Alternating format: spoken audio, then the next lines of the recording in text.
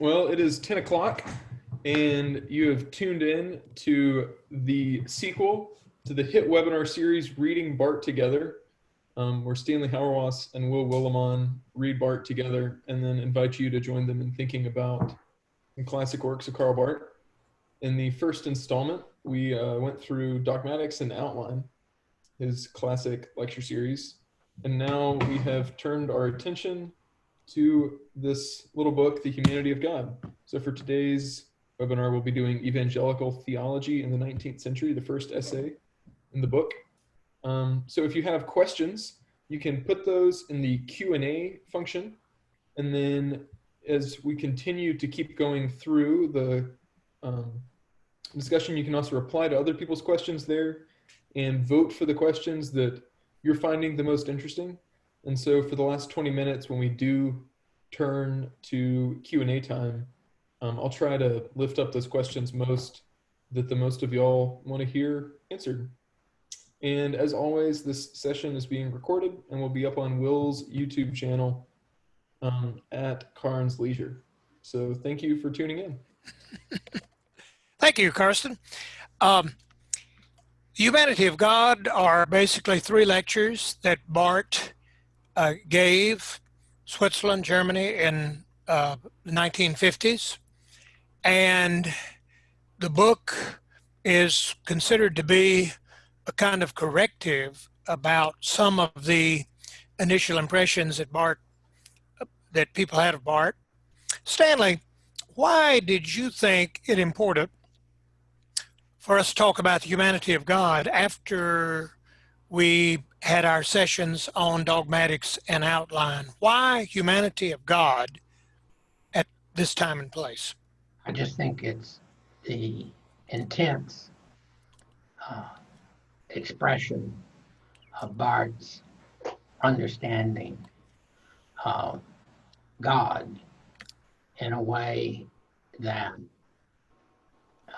is more fully worked out in volume 4 of the Church Dogmatics. I mean, he did the humanity of God about the same time he was developing the Christological moves of volume 4 of the Dogmatics. And so there's a kind of clarity in the humanity of God that comes from that engagement that I think is remarkable. If you begin in the first paragraph of the first chapter on Evangelical Theology, that it was written after the humanity of God, the second lecture. I think, do you know, Will, I think it was 55 when he did the first lecture on the humanity of God. And then later, in the next year, I think he did Evangelical Theology. Mm-hmm. Where he says on that first page, theology in the literal sense means the science and doctrine of God.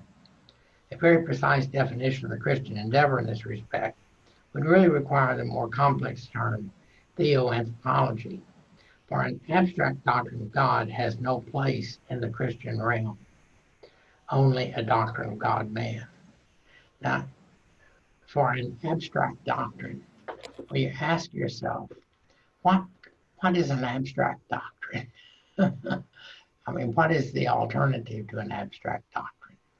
And for him, of course, it is the concreteness of the life and teachings of Jesus. And that kind of concreteness, I take it, is what he's working out in these lectures. Yeah, I've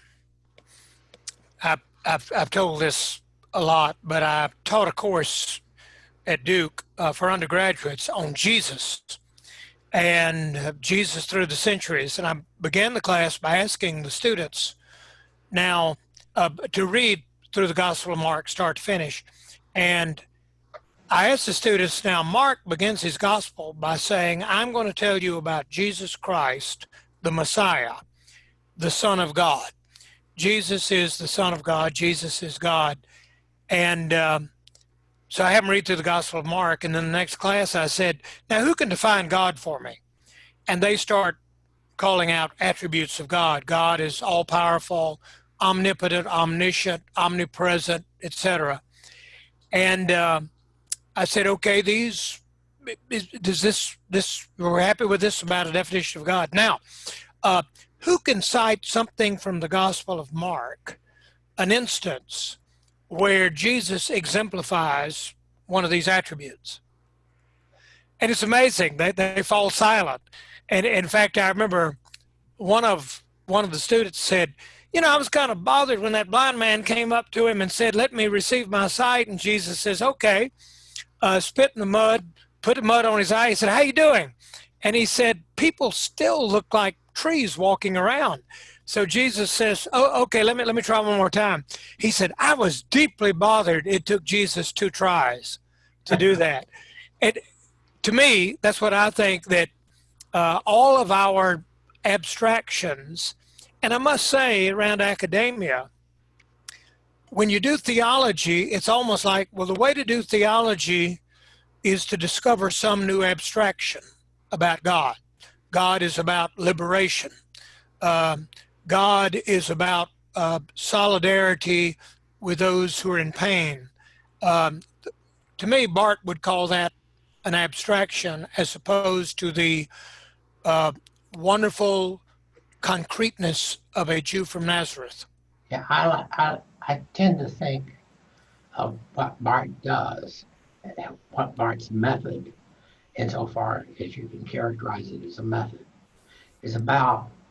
he is making an extraordinary language transforming proposal. And so all your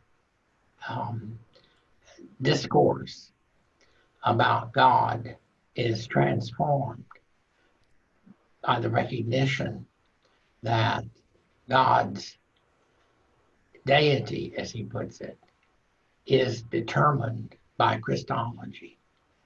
And that is, we want to think we know how to talk about God and say, oh, and there's some of that in Jesus. For Barth, the humanity of God is at the beginning and at the end.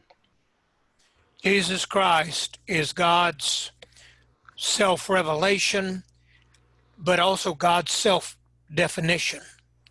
And to do that means, in a sense, to switch gears, that it seems to me when we think of higher thought, when higher education, what is it? Well, it's taking all these grubby particularities and then generalizing and abstracting some common features of those particularities.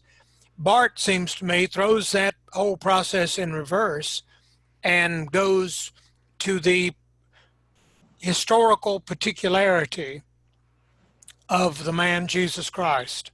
And from there, you can then move to your definitions.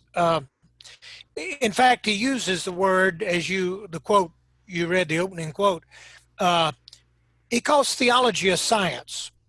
How is theology a science for Barth?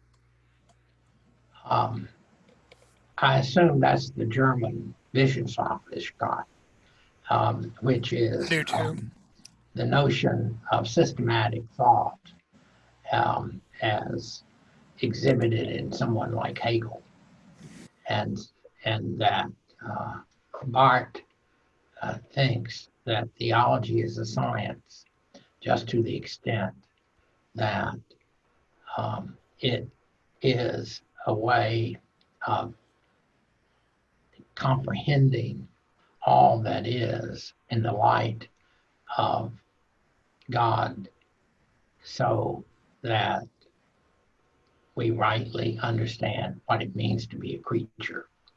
That's a science. Yeah.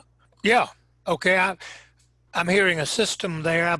I would, for me, when he says science, it's also strict attentiveness to the subject. the subject being Jesus Christ. I remember I spoke to a campus group of students on Jesus, and one of the students asked, two things I really find strange about Jesus. One is we don't know anything about his childhood or development. And two, do you think Jesus ever dated? Was he married? And I thought, in moments like that, you realize, wow, Christians are going to be thinking some weird thoughts when we think from the particularity of Jesus Christ, when we begin there, rather than beginning with, I asked the student, I said, why are you interested if Jesus was married? And he said, well, it's really important for me to believe Jesus is interested in some things I'm interested in. Well, yeah. I think that one of the things that the silences of the Gospels have toward aspects of Jesus' life one would like to know is it invites speculative considerations that are absolutely perverse, that preachers just can't resist thinking Jesus must have thought in this context and so on. That's the reason when I wrote the Matthew commentary, I resolved not to use any inner words because exactly they invite that kind of speculation. Inner words, I-N-N-E-R, that make us say more about Jesus than we should say, because what we should say is what we find in the Gospels. Yeah. And as a preacher, I think that so many times as preachers, we're tempted, we're given a biblical text, say by the lectionary, and we're impressed by all the things that are not said in that biblical text. So we often see that as an invitation to homiletical speculation. I remember a wonderful sermon in Duke Chapel by Tom Long, in which he started out, it was the call of the disciples in Matthew, and he talked about, I wonder what the disciples were thinking. Fishing is fine, but, you can learn how to fish in a few weeks, and then it's drudgery. And maybe when they saw Jesus, there was this thrill that they saw their lives could be more meaningful and all.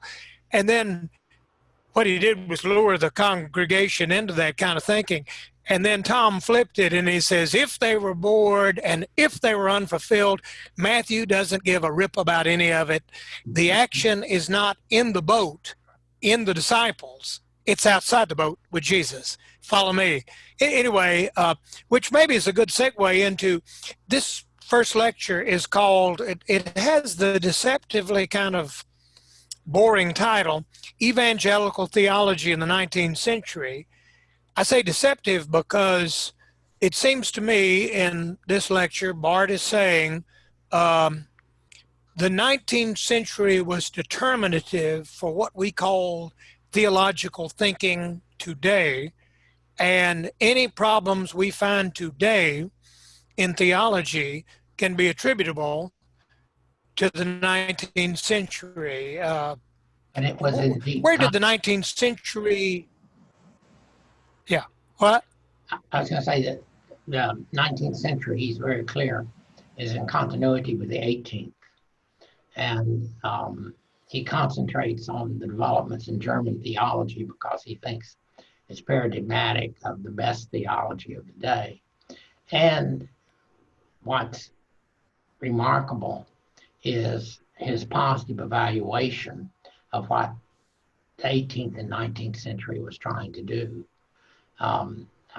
He was obviously the critic of those theological developments in Protestant liberalism, but he nonetheless gives great credit to these theologians who refused to not address the world.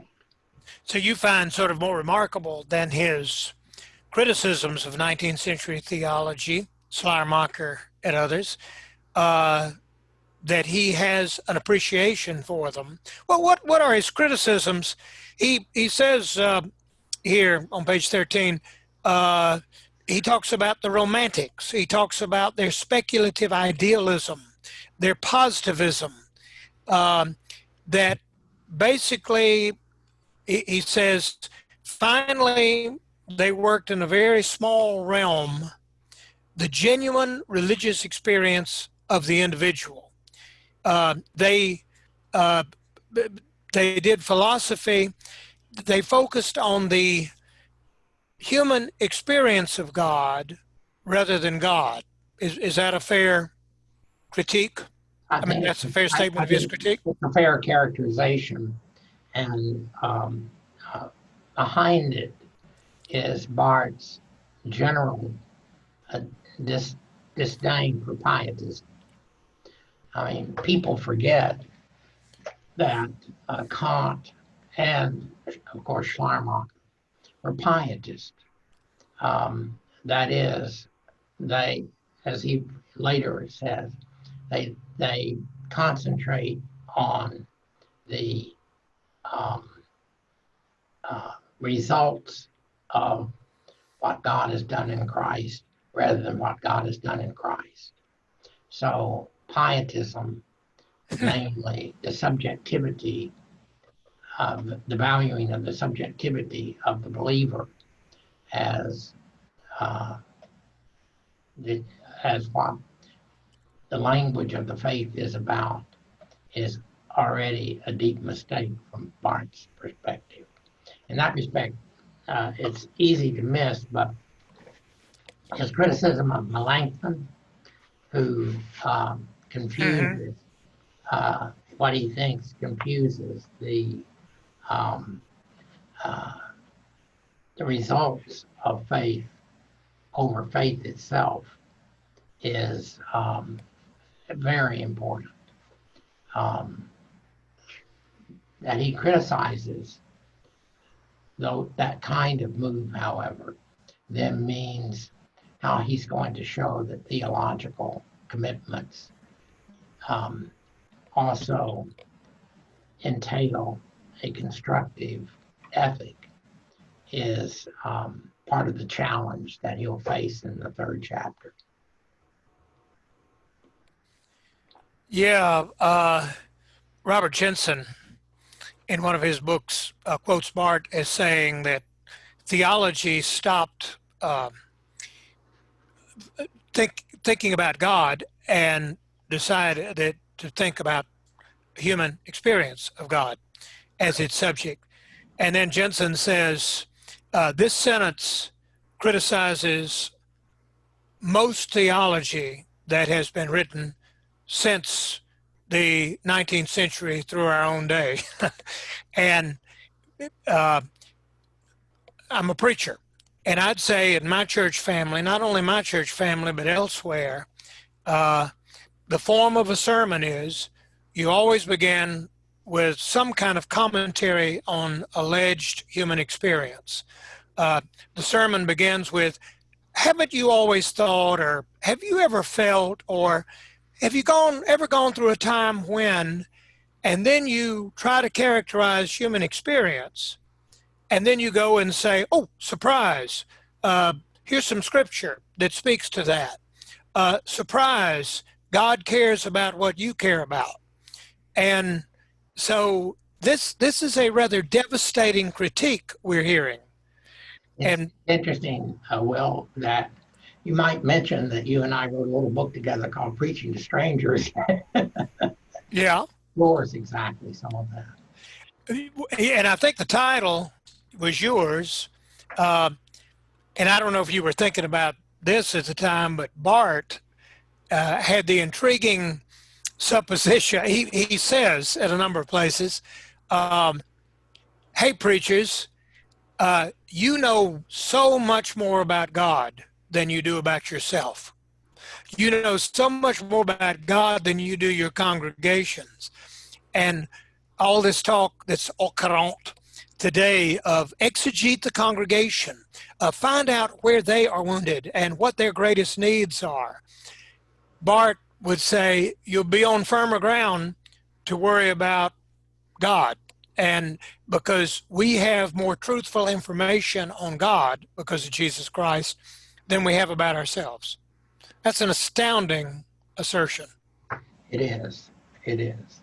The but at the same time, it's interesting that Barth says that modern theology became problematic when Trelch moved from the chair in theology to the chair in philosophy, which is really people oftentimes locate Barth's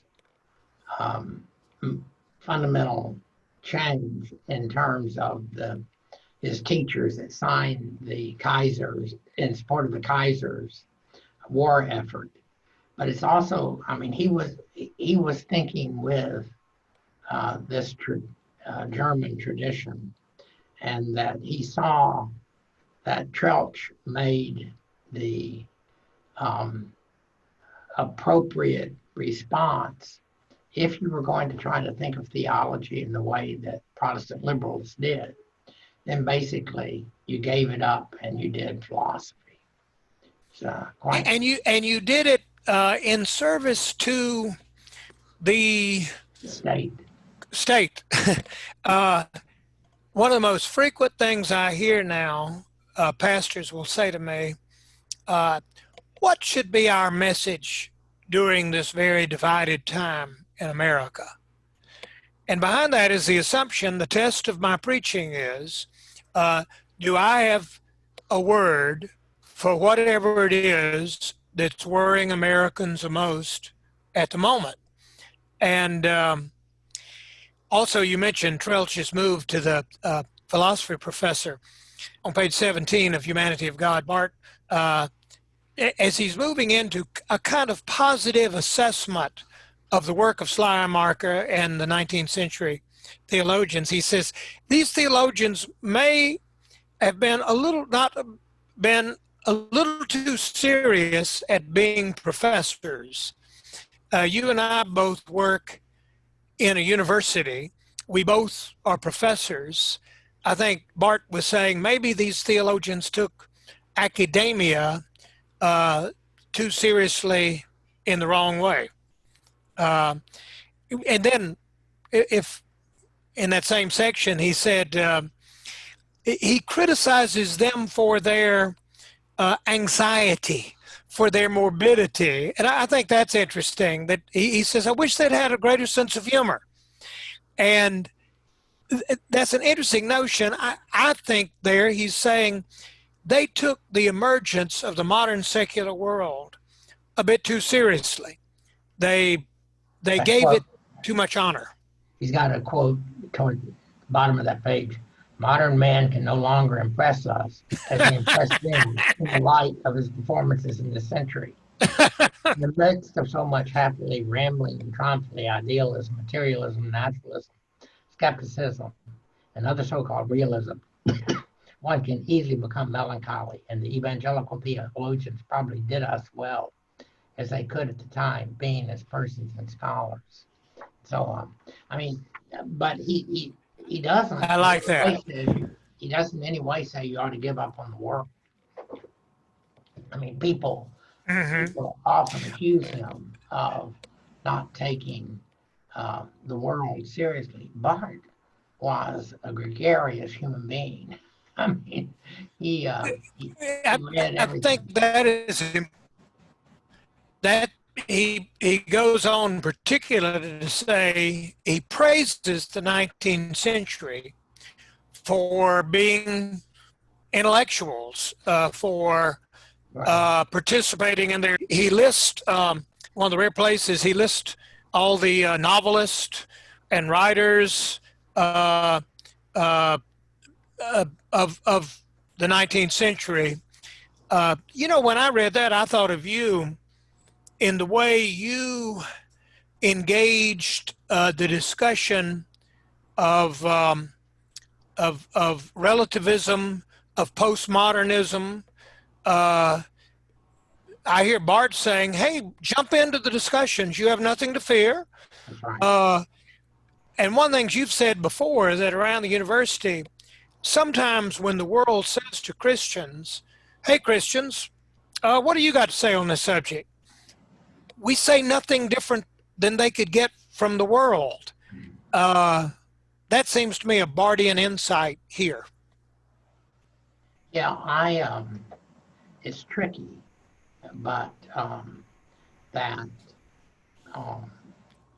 the assumption that there has to be a Christian philosophy, a Christian neuroscience or something, is a kind, while it's true that you have to be on your guard against regnant ideologies that threaten to become killers. But at the same time, it doesn't mean that you have to give a Christian account of everything that is, in the sense that there's a kind of Constantinian presumption that Christians have to be in control of everything. Barth didn't think he needed to be in control of everything. That's the reason he would develop rich friendships with people who were not necessarily deeply Christian or Christian at all. Yeah, late in his life, he and a poet became very good friends, and they have a wonderful exchange of letters. I can't remember the name of the little book, but it's wonderful. Mm-hmm. He says before we critique them, we need to praise them.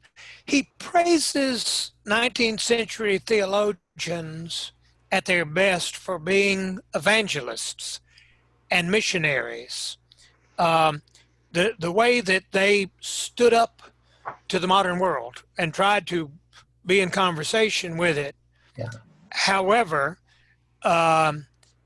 he said that when they started claiming a kind of universal, innate human capacity for God, it really went off the rails. Where, I mean, that involves also his critique of the word religion. Yeah. Okay, what's his critique of the word religion? Well, why is religion a bad word? Because it gives the presumption that Christianity is in a way that is superior to all other forms of it, and therefore Christianity is Christianity has got to learn to live in a world in which it is simply one form of faith among other forms of commitment, and therefore you're not going to defeat Christian. You're not going to defeat the presumption that Christianity has to make its case like everyone else has to make its case within the rough and tumble character of a world in which there is no general truth that Christianity can use to say, well, we know we've got it right and you don't. Mm-hmm. The other day I read a statement by Miroslav Volf, who said, what is it that Christians have to contribute to the wider public discussions and commitment to human flourishing?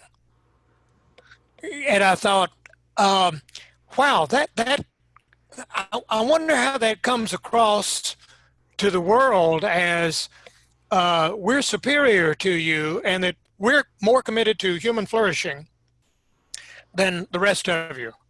That's our main contribution. And it seemed to me, at least in that moment, that was a kind of a 19th century inspired move that one of my slogans is that most of the really dangerous theological mistakes are made in the interest of evangelism or mission. That in leaning over to say something about Jesus to the world, we end up saying to the world that which the world determines can be said to it by the faith. He praises the 19th century for attempting apologetics or attempting evangelism and mission, but then he gets into a critique, a very typical critique of apologetics. What's wrong with apologetics for Barth? Why should we not make an apology to the world for the faith?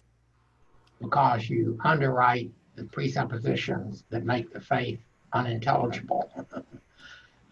Just to the extent that you presume accounts of rationality that render our belief in the God who is humanity, you render that set of commitments irrational. He says on pages 20 and 21, wonderful pages, about the 19th century, that namely it did not enter their minds that a respectable dogmatics could be a good apologetics. Mm-hmm. What is, Gene Rogers loves that quote. And it's a great quote, which he makes elsewhere. I found Matthew Rose. Do you know Matthew Rose? Got an article on First Things. Yes, he wrote a terrible article on Barth. I found that article, and the article, the subject of the article is the humanity of God. And Rose says that when Barth undercut all human capacity to comprehend, to get to talk about God, it was disastrous, because he quotes the Pope in saying, Barth removed reason from its ability to connect with God, and thus undercut all theology and all ethics. That only goes to show you hadn't read much. Okay. I love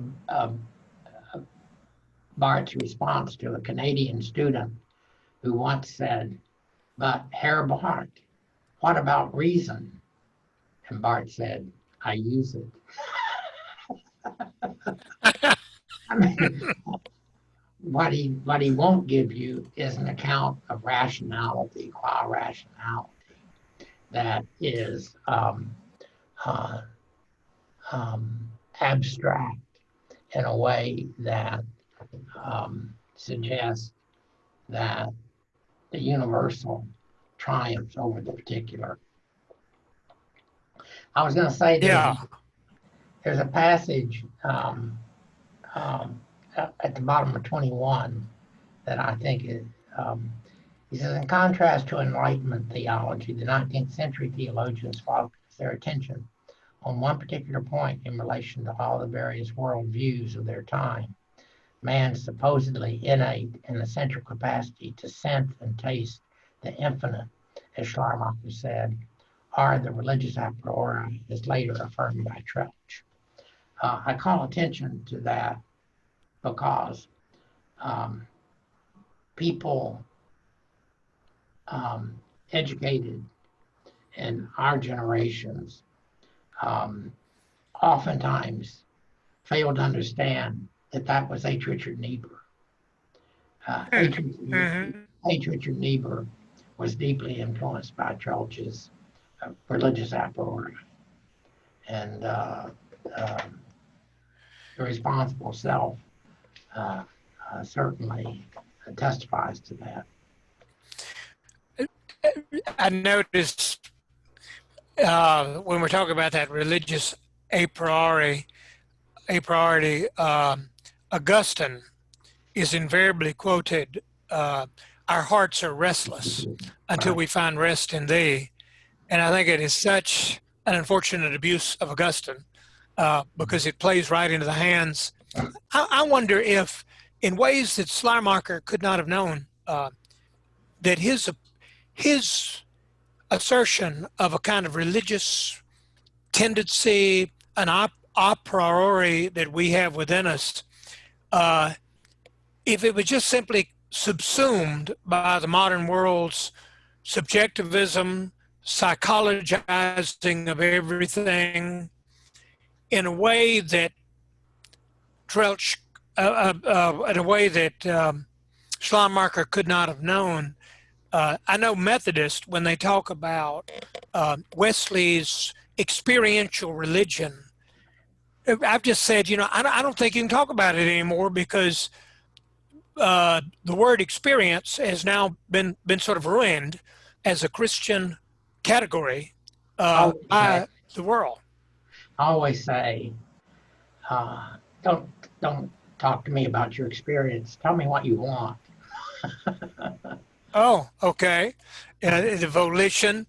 I would say I saw someone quoting very affirmatively Charles Taylor the other day.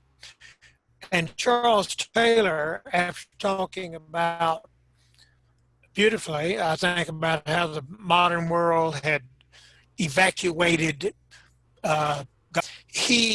Taylor makes the kind of conventional 19th century move by saying, I still think that within us there is a yearning. Within us there is a longing for transcendence, for something more. And religious people should work that. Well, Barth would say, let me assure you, whatever they're yearning for, it's not a Jew from Nazareth who is crucified and resurrected. And so building on human yearning, about the best it can get you is some kind of idol in its place, which to me is his ultimate argument against apologetics. On page 15, you get the kind of heart of what he's been building up to, namely, theology is in reality not only the doctrine of God, but the doctrine of God and man. Interpreted in this light, 19th century theology would not have forgotten or even suppressed, but rather stressed the fact that man's relationship to God is based on God's dealing with man and not conversely. Starting from below, as it were, with the Christian man, it could and should have struggled its way upward to an authentic explication of Christian faith. It could and should have sought increasingly to validate the Christian message as God's act and word and ground, object and content of the faith. That's the heart of what he's that to me is the core of the whole humanity of God, in that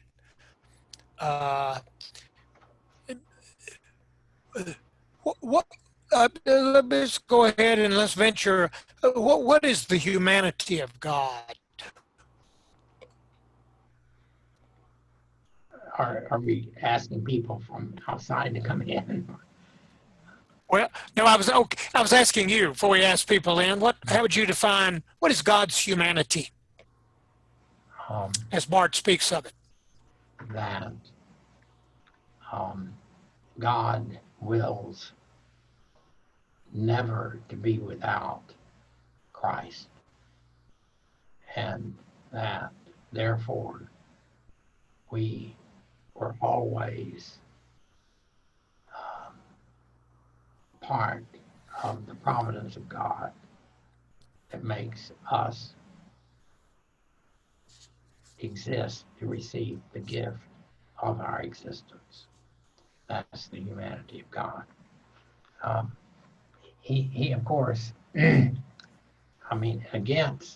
the 18th and 19th century theologians, he said we discovered a new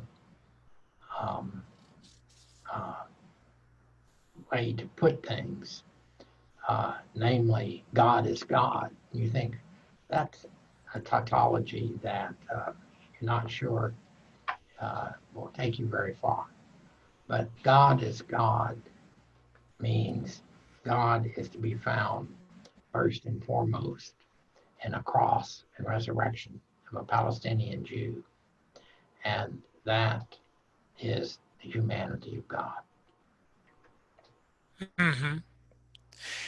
In a lot of people's minds, I think the humanity of God lectures signify a kind of Barthian corrective after his earlier epistle to the Romans. I always say that there are certain words that certain forms of Christianity should not be able to use. Methodists should not be able to use the word experience because they associate it with sex. They did it once and they've never gotten over it. Calvinists should never be allowed to use the word covenant because they mean contract, and they're going to screw you by you're not holding to it. Episcopalians should never be able to use the word incarnation because what they mean by it is God became a man and said, this is pretty good. And that's the reason you can't tell the difference between Episcopalians and Unitarians in Boston, in spite of the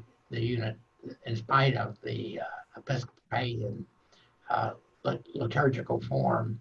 They're really all just like Unitarians, humanists with a special glow. So I take heart to be criticizing the humanism of the 19th century for failing to see that it is about God first and foremost, not about us. And a correlate of that is it's that Barth is suspicious of all transcendence claims, Right. that God is something distant, mystical. No, God is the one that took on human flesh, that this was the eternal decision. I'd say God's humanity is most vividly first evident to me in Deuteronomy when God says, I will be your God and you will be my people. And that God's eternal commitment to that is the humanity of God. But, okay, Karsten, have we got some chat, some discussion going on? Yeah, and one maybe in defense of Augustine, I wonder if part of what Barth's getting at here is if assuming that our hearts are made for God, as the subjective emphasizing Methodist and Schleiermacher want to do, then it has this sort of built-in assumption that then we know how to get to God, not just that we're made for God, but that we can find ways to fulfill that longing. And Augustine's life, or Flannery O'Connor comes to mind too, having just read The Violent Bear It Away, is proof that just because we long for God doesn't mean that we can do anything about it. And if we're going to actually have any rest in finding God, it's going to be because God takes care of that. So just maybe one thought there. So the classical text and what Augustine sought God and found out that God found him. So it's a tricky business. I love the Confessions of Augustine, where to me, Augustine lures you in, where he goes into great detail over his entire life from infancy about his sort of groping, longing, moving out into the world, trying to figure things out, he searches with the Manichaeans, he does this, he does that. And then midway through it's when Augustine says, it was you. I thought it was me. It was you all along. You were busy searching for me. You were busy wanting to love me when I was out trying to love whatever I could love. And Augustine says in Confessions, I was in love with love.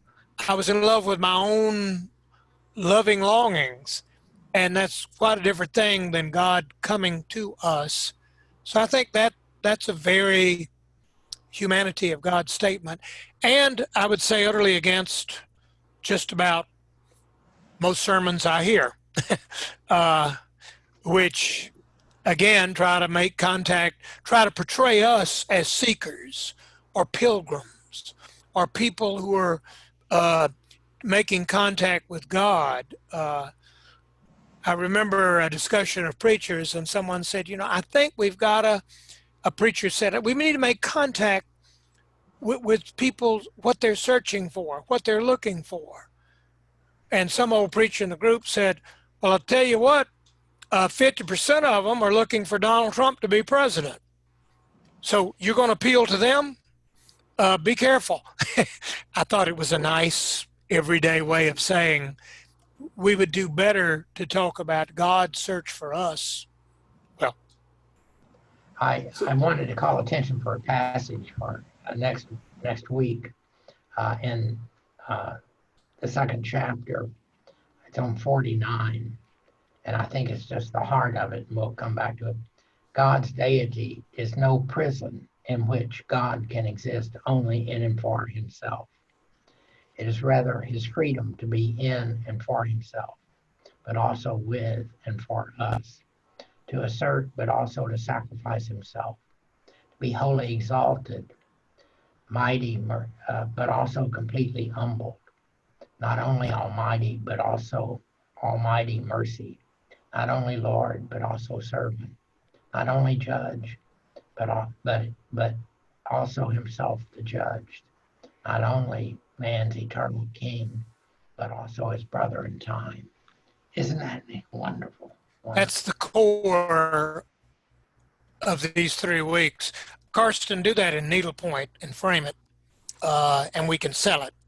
And no, that's it. I preached at the National Cathedral last Sunday. Well, I meant to look. And Can you? Is that online? I'll send it to you. Yeah, it's online. Yeah, you probably want to approve of it. But I've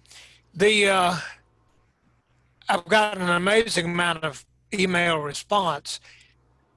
The thing in my sermon that most people quoted was Jesus Christ refuses to be raised without you, that he takes us along. To me, that's a humanity of God kind of statement, that this God has chosen to be our God and will not let us defeat that. And therein is our hope. Okay, Karsten, any other? Yeah. So the question that folks seem really interested in hearing y'all talk about is sort of Barth is talking about, especially focused on these liberal theologians of the 19th century and how they are. He says he praises them for engaging the philosophy of their day, but then also critiques them for being overdetermined by it.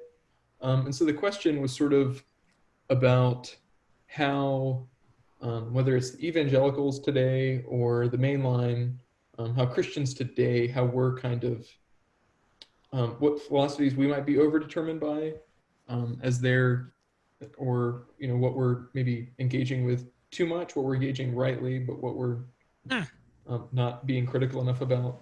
I think the question was particularly about evangelicals or evangelicalism, but I think it's apropos of the main line as well. Well, interestingly enough, Stanley has said I don't have a philosophical bone in my body, so take it, Stanley. I think evangelicals have been deeply influenced by philosophical positions that are rightly described as epistemologically foundational. By that, I mean they talk a lot about the necessity of objectivity as a way to defeat something called relativism. And they fail to engage the kind of work as someone like McIntyre represents, that reproduces the historicist character of our thought. And they do that because they don't want to have to get into the actual give and take of argument in the world in which we find ourselves. So, so evangelicals continue to reproduce the Cartesian commitments to epistemological to the epistemological reduction of the Christian faith that I think is extremely dangerous. Right. That's helpful. I'd say evangelicals rightly have attempted to flee the clutches of contemporary subjectivism, but unfortunately they fled into the arms of kind of 20th century foundationalism, and I think they're paying for it.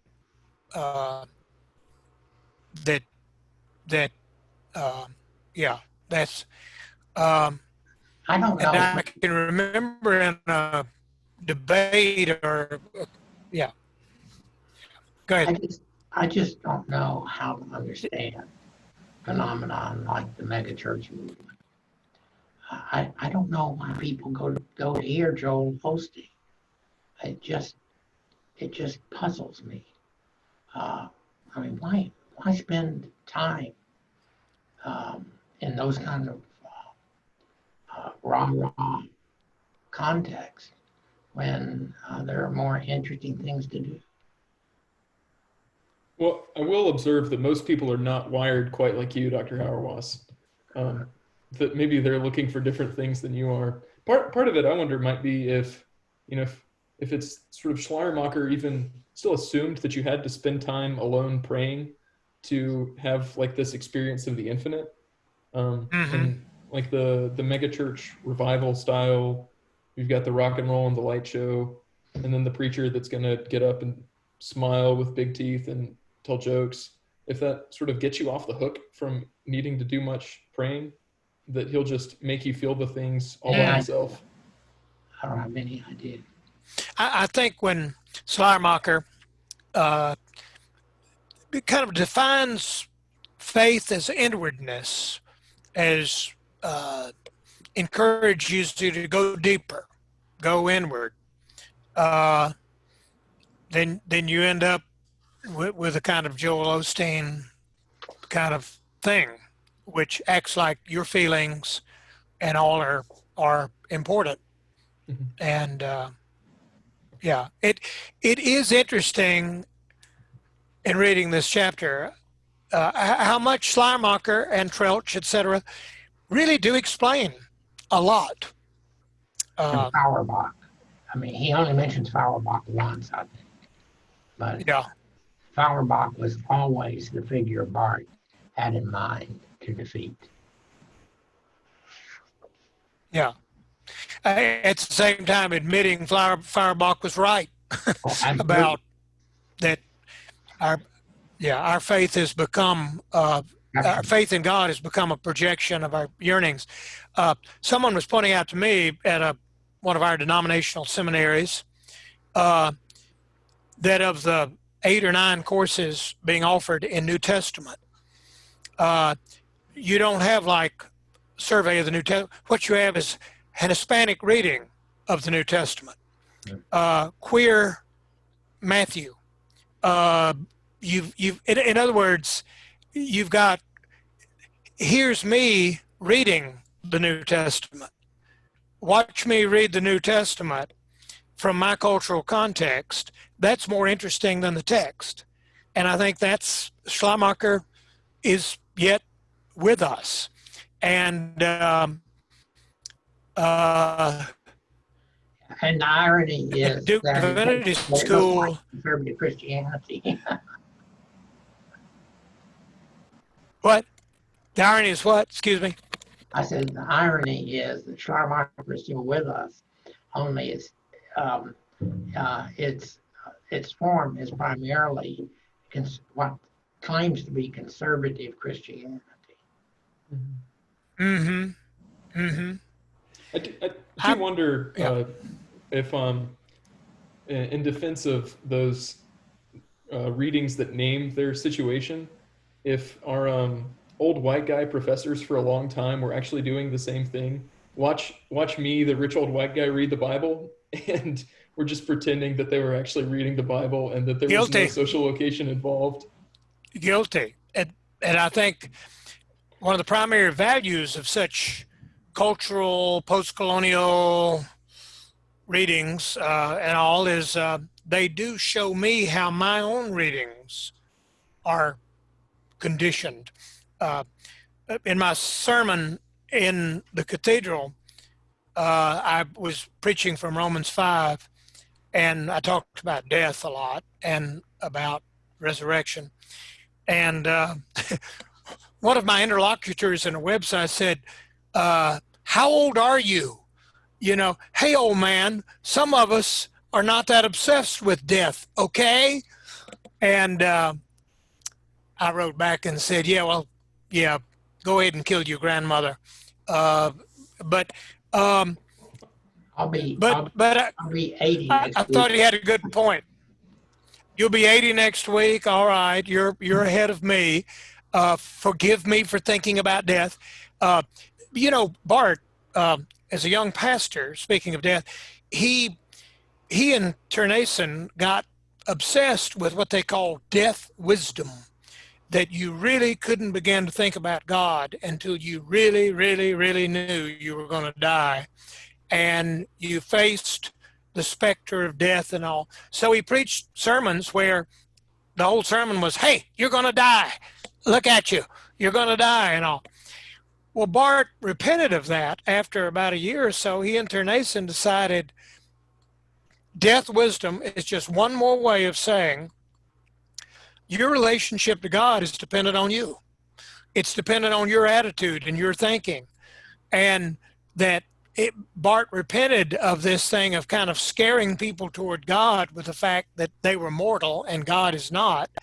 And I think as preachers, this 19th century move is so much with us in so many different ways. Stanley, before we end, could you end us in prayer? And I wondered, since we mentioned preaching a good bit, my preaching and all, could you pray a prayer for preachers? Are you asking me? Yeah. Okay. Before you go, now that we know how old you are, yeah, okay.